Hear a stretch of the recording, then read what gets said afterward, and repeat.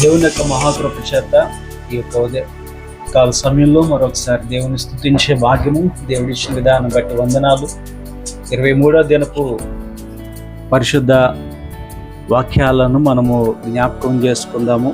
ఈ దినము మన కొరకు ఏర్పాటు చేయబడిన పరిశుద్ధ లేఖన భాగాలు కీర్తన 41వ సంకీర్తన, ఆదికాండము 6వ అధ్యాయం 5వ వచనము నుండి మత్తయి సువార్త 25:41-46 వచనాలు ఉన్న లేఖన భాగాలు ఆధారంగా వివేకము అనే యొక్క అంశాన్ని రేవబడ్డము మనం చూస్తూ ఉంటున్నాం.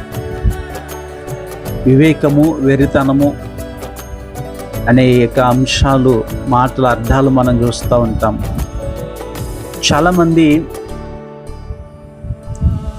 వయసు, శరీరము, మనసు, ఆకారము అన్నీ మంచిగా ఉన్నప్పటికీ కూడా బుద్ధిహీనత పనులు చేస్తూ ఉంటారు. దాన్ని అవివేకము అంటారు.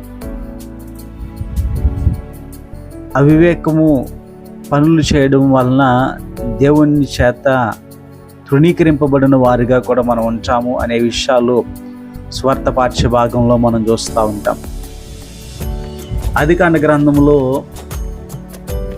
5-6 వచనాలు ఈ దినం ఇవ్వబడిన మాటలు మనం గమనించుకుంటే 6వ అధ్యాయం 5-6 వచనాల్లో, నరులు చెడ్డతనము భూమి మీద గొప్పదనియు వారి హృదయం యొక్క తలంపులోని ఉన్న ఊహ అంతయు ఎల్లప్పుడూ కేవలము చెడ్డదనియు యెహోవా చూచి తాను భూమి మీద నరులను చేసినందుకు యెహోవా సంతాపము నుండి తన హృదయములో నొచ్చుకొనును అనే మాట మనం చూస్తూ ఉంటున్నాం. చాలామంది అంటూ ఉంటారు, నా హృదయం చెప్పింది, నాకు మనసులో అలా తలంపు వచ్చింది, అందుకే అది చేసేసాను అని అంటూ ఉంటారు. దినాన్ని మనం జ్ఞాపకం చేసుకోవచ్చు. అవివేకము అనేది హృదయంలో నుంచి వచ్చే అనేకమైన చెడ్డవాటిలో ఇది కూడా ఒకటి అన్నది మనము ఇక్కడ తెలుసుకుంటూ ఉంటున్నాము అనే మాట మనం చూస్తున్నాం. చూడండి, మార్కు సువార్త 7వ అధ్యాయం 21-22 వచనాలు మనం చూస్తూ ఉంటున్నప్పుడు, లోపల నుండి అనగా మనుషుల హృదయంలో నుండి దురాలోచనలు, జారత్వములను, దొంగతనములను, నరహత్యను, వ్యభిచారమును, లోభమును, చెడ్డతనమును, కృత్రిమమును, కామకత్వము, దేవదూషణయు, అహంభావము, అవివేకము వచ్చును. అవివేకం అక్కడి నుంచి వస్తుంది అని అంటే మన హృదయంలో నుండే వస్తుంది అనే విషయాన్ని జ్ఞాపకం చేసుకోవాలని మీకు ఈ మాటలు జ్ఞాపకం చేస్తూ ఉన్నా. రెండవదిగా మనం అర్థం చేసుకుంటున్నప్పుడు, పొరుగు అని ఎడల అలక్ష్యము చేయకూడదు.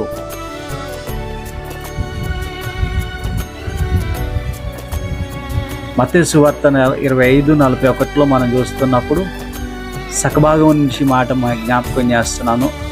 నన్ను విడిచి అపవాదికిని వాని దూతలకును సిద్ధపరచబడిన నిత్యాగ్నిలోకి పోవుడి అనే మాటని ఇక్కడ ప్రభువారు చెప్పడం చూస్తూ ఉంటున్నాం. ఎందుకు అంత కఠినమైన మాట ఆయన అన్నారు? ఎందుకు ప్రభు ఎడమవైపు వారిని శపించబడిన వారు అని అంటున్నారు? ఇంగ్లీష్లో లెఫ్ట్ అని అనగానే ఆ భావన అంటే ఎడమవైపు, ఎడమ అని దానికే లెఫ్ట్ అనగానే విడిచిపెట్టడము అని అంటారు కదా.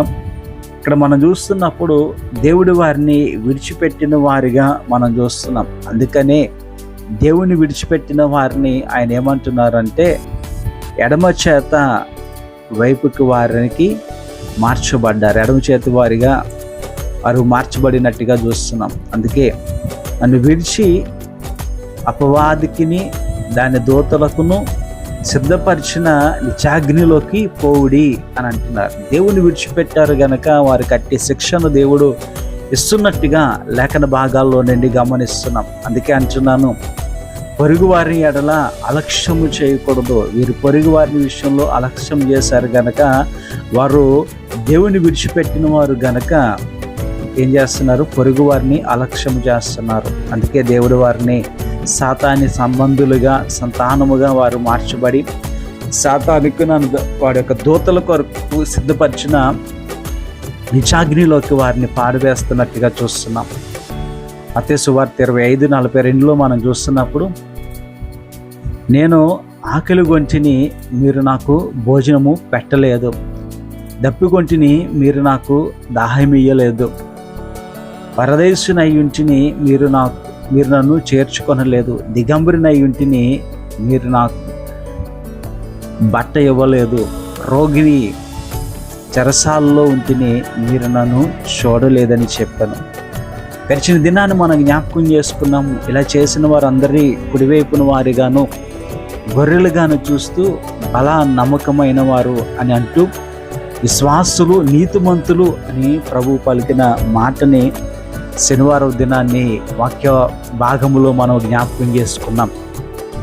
ఈ దినాన్ని ఇక్కడ మనం చూస్తున్నప్పుడు పొరుగు వారిని అలక్ష్యము చేసిన వారిని, ఎడమవైపు వారిగా, దేవుని మాటని వినని వారిగా వారు ఉన్నట్టుగా లేఖనాలు బట్టి మనం చూస్తూ ఉంటున్నాం.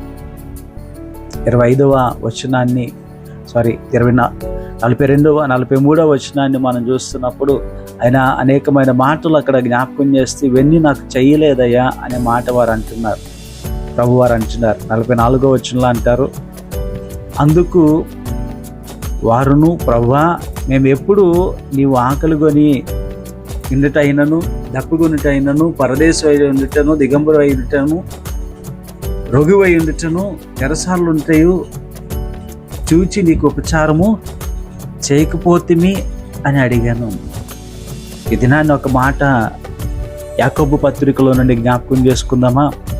చూడండి, యాకోబు పత్రిక 1వ అధ్యాయము 27వ వచనము.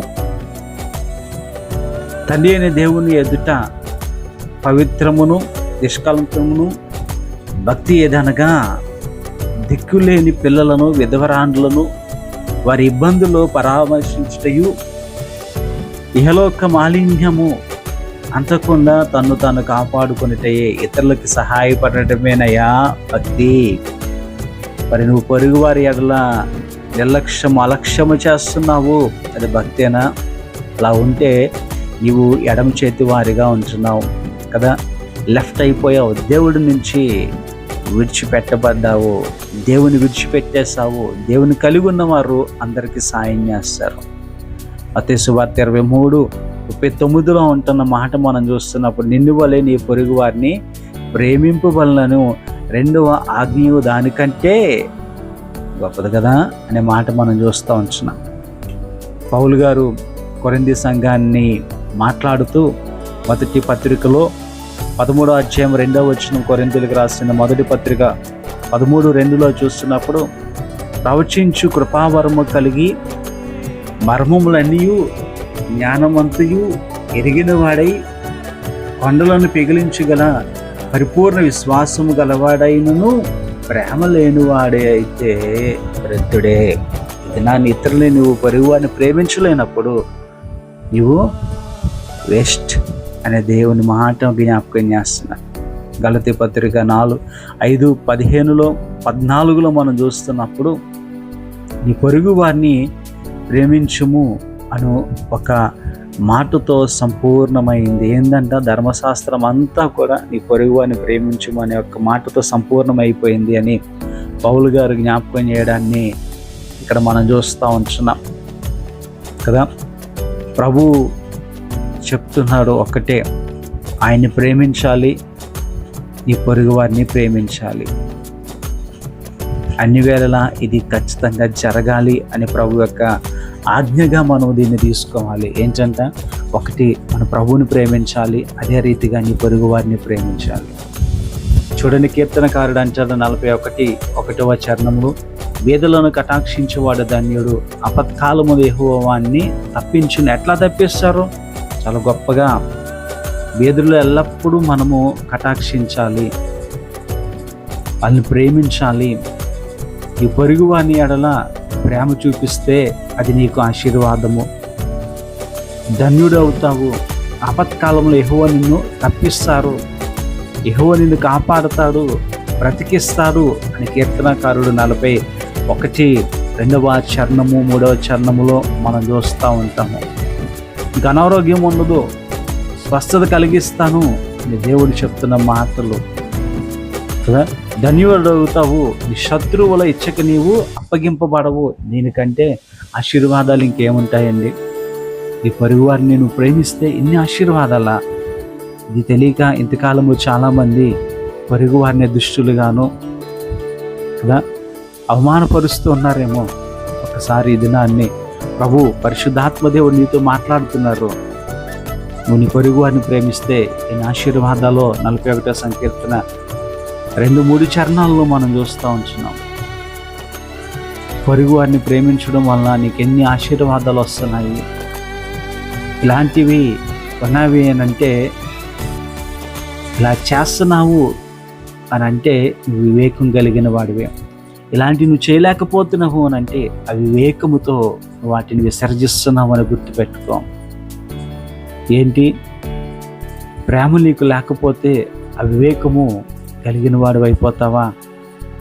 నువ్వు మారిపోతున్నావు, దేవుని ప్రేమించలేకపోతున్నావు, ఈ సహోదరుని ప్రేమించలేకపోతున్నావు.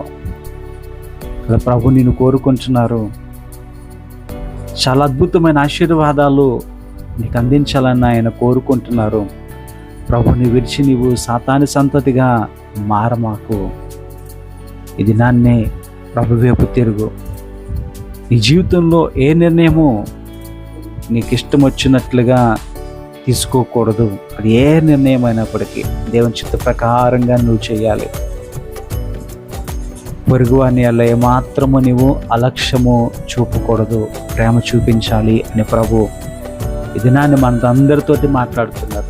3వ విషయాన్ని జ్ఞాపకం చేసుకుందాం. దేవుని యొక్క పని విషయంలో మనం చాలా జాగ్రత్తగా ఉండాలి. దేవుని యొక్క పని విషయంలో మనం చాలా జాగ్రత్తగా ఉండాలి. ఈ మాట మీకు జ్ఞాపకం చేస్తాను. వాడుకగా మనం వాడుకునే మాట.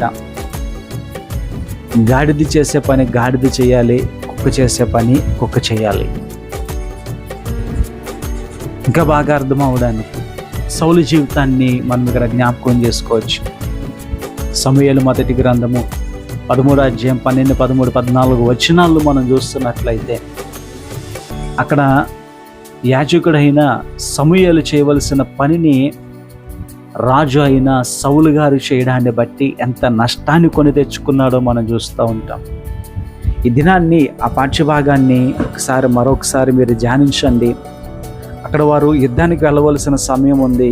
వీళ్ళ దగ్గర సైన్యము తక్కువ, 12 రెట్లు ఎక్కువగా ఉంటున్న శత్రు సైన్యము మన మీద కొట్టేస్తుంది. ప్రవక్త సమూయేలు అక్కడ లేకపోవడాన్ని బట్టి రాజుగారే ప్రవక్త చేయవలసిన పనిని చేయడానికి పూనుకొని ముందుకు వెళ్ళినప్పుడు ప్రవక్త వచ్చి సౌలుతో దేవుడు చెప్పమన్న మాటలను చెప్పడాన్ని మనం అక్కడ గమనిస్తూ ఉన్నాం. ఎంతగా దేవుడు శిక్షించారు అనే విషయాన్ని మనం జ్ఞాపకం చేసుకుంటే,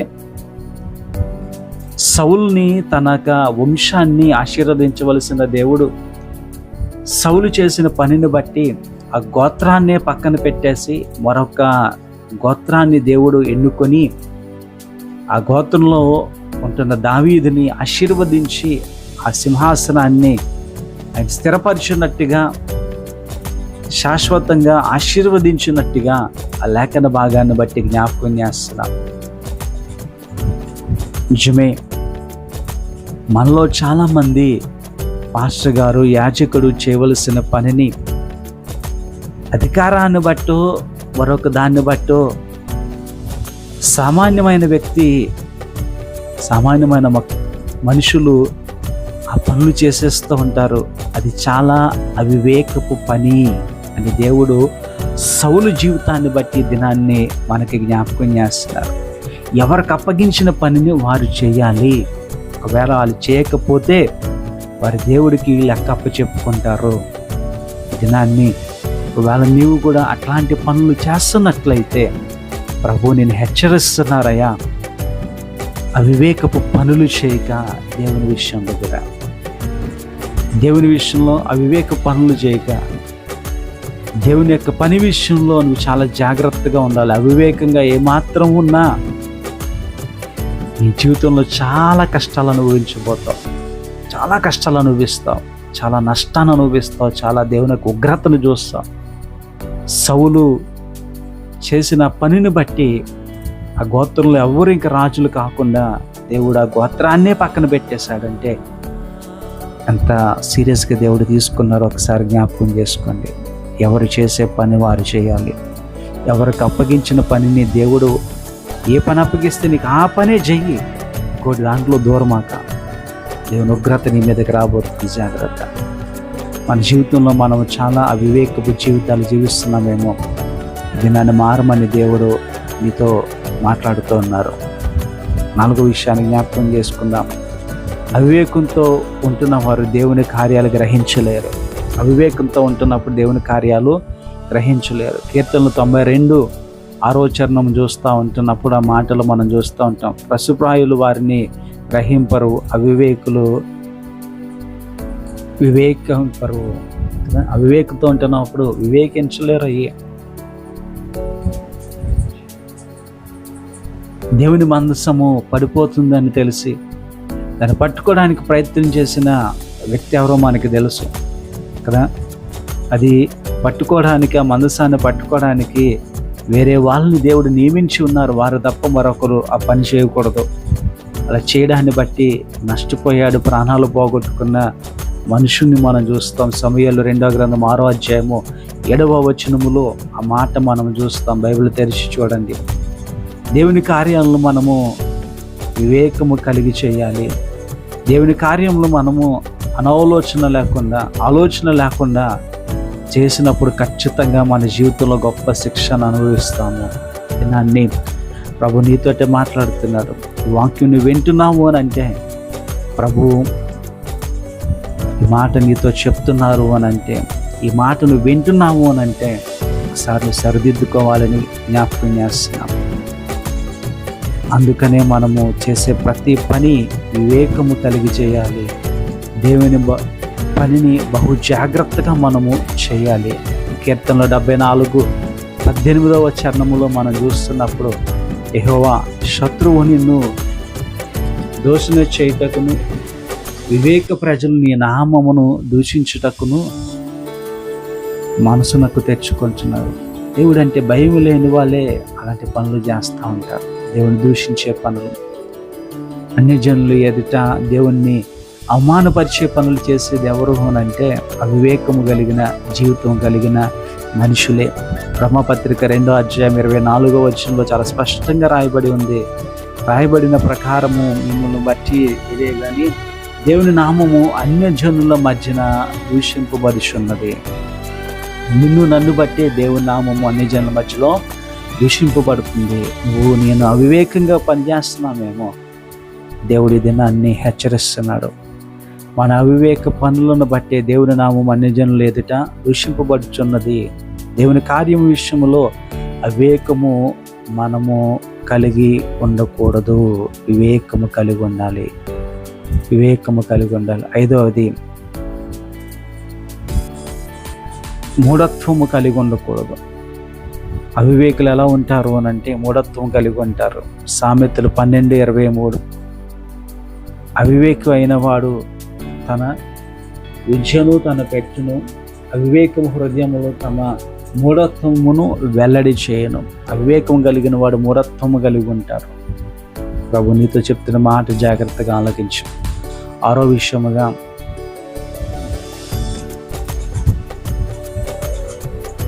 దేవుని ఎరగని వారిగా ఉంటారు అవివేకులు. ఇర్మియా గ్రంథం 10వ అధ్యాయం 8వ వచనంలో మనం చూస్తూ ఉంటున్నప్పుడు, పశుప్రాయులు అవివేకులు బొమ్మలను పూజ వలన వచ్చే లాభం అనుకుంటున్న చేస్తున్న ప్రజలు ఎవరయ్యా అంటే దేవుని కాదని వ్యతిరేకమైన కార్యాలు చేసుకుంటున్న వారు, అవివేకము కలిగిన వారు. బ్రహ్మపత్రిక 1వ అధ్యాయం 28 నుంచి 32 వరకు విషయాలు చదివితే అక్కడ మీకు అర్థమవుతుంది ఏంది అవివేకము. దేవుని ఎరగని ప్రజలు ఎవరు, ఏం చేస్తారు, వాళ్ళు ఎట్లాంటి స్వభావాలు కలిగి ఉంటారు అనే విషయాలు అక్కడ మీకు చాలా స్పష్టంగా పరిశుద్ధాత్మ దేవుడు రాయించిన మాటలు మనం చూస్తూ ఉంటాం. ఇది నన్ను ప్రభు అంటున్నారు, దేవుని మనసులో చోటు లేకపోవడాన్ని బట్టి అన్ని విషయాలు మీరు అవివేకంగా ఉన్నారు అనే మాట జ్ఞాపకం చేస్తున్నారు.